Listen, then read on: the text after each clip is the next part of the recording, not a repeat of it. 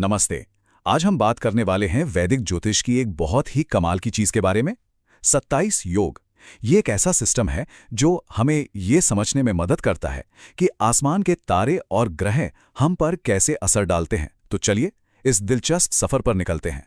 लेकिन आगे बढ़ने से पहले आपके लिए एक छोटी सी चुनौती है।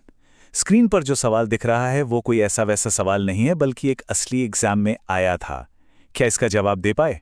अगर नहीं तो कोई बात नहीं, क्योंकि यही तो आज का हमारा मिशन है। मैं वादा करता हूं कि ये वीडियो खत्म होते होते इस सवाल का जवाब आपकी उंगलियों पर होगा। तो चलिए साथ मिलकर इस पहेली को सुलझाते हैं। तो आज हम क्या क्या देखने वाले हैं? सबसे पहले ज्योतिष की एक पहेली से शुरू करेंगे। फिर जानेंगे कि ये 27 योग आखिर हैं क्या और इनके देवता कौन हैं। हम ये भी समझेंगे कि कौन से योग शुभ हैं और कौन से अशुभ। फिर हम अपनी पहेली सुलझाएंगे और आखिर में 2026 से जुड़ी एक मजेदार बात देखेंगे। चलिए तो शुरू करते हैं हमारे पहले हिस्से से, ज्योतिष की एक पहेली। चुनौती हमारे सामने है और अब हम इसका जवाब खोजने के लिए पूरी तरह तैयार हैं। तो अब सवाल ये उठता है कि ये 27 योग आखिर हैं क्या? चलिए इस सिस्टम की बुनियाद को समझते हैं। अच्छा, तो जब हम पंचांग में योग शब्द सुनते हैं तो उसका मतलब क्या है? देखिए, ये सितारों और ग्रहों की चाल के हिसाब से समय को 27 हिस्सों में बांटने का एक तरीका है। और सबसे मजेदार बात यह है कि हर योग का एक स्वामी देवता होता है जो ये तय करता है कि वो समय कैसा होगा। तो चलिए अब आते हैं मुद्दे की बात पर। अब हम उन सभी 27 योगों और उनके देवताओं की पूरी लिस्ट पर एक नजर डालेंगे। चलिए पहले 9 योगों से शुरू करते हैं। नंबर 1 है विषकुंभ, जिसके स्वामी हैं यम। फिर है प्रीति, जिसके स्वामी विष्णु हैं। तीसरा है आयुष्मान, इसके स्वामी चंद्रमा हैं। इसको जरा ध्यान में रखिएगा। इसके बाद हैं सौभाग्य, शोभन और फिर अतिगंड, जिसके स्वामी भी चंद्रमा ही हैं। और फिर सुकर्मा, धृति और शूल। अब अगले 9 को देखते हैं। 10वें नंबर पर है गंड, जिसके स्वामी हैं अग्नि। फिर आते हैं वृद्धि, ध्रुव, व्याघात, हर्षण, वज्र, सिद्धि, जिसके स्वामी गणेश जी हैं। और फिर व्यतिपात और वरयान, जिसके स्वामी कुबेर हैं। हर योग की अपनी एक अलग एनर्जी होती है। और ये रहे आखिरी 9 योग, परेख से लेकर वैधृति तक, जिसकी स्वामिनी दिति हैं। तो ये थी 27 योगों और उनके देवताओं की पूरी सूची।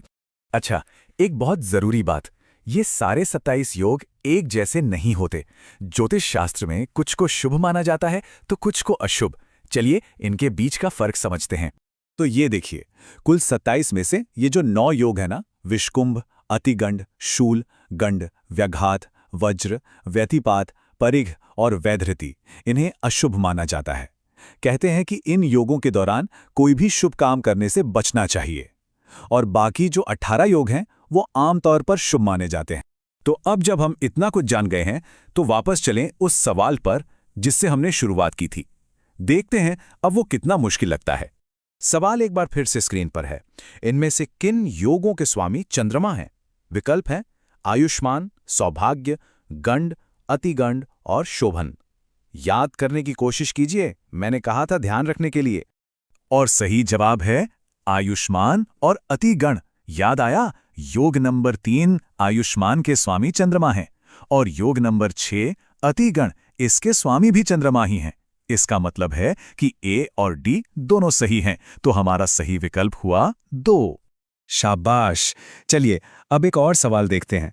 इस बार मैचिंग करनी है। यहां योगों को उनके सही स्वामी देवता से मिलाना है। चलिए इसको भी हल करते हैं। गंड योग के स्वामी हैं अग्नि, तो ए का मिलान हुआ सेकंड से। शूल के स्वामी हैं सर्प, तो बी का हुआ 4th। सिद्धि योग के स्वामी हैं गणेश जी, तो सी का हुआ 3rd। और आखिर में वरयान के स्वामी हैं कुबेर, तो डी का हुआ 1st। इस हिसाब से सही ऑप्शन है 3। बहुत बढ़िया। अब हम चलते हैं अपने आखिरी हिस्से की तरफ, जो इस पुराने ज्ञान को आज के जमाने से जोड़ता है।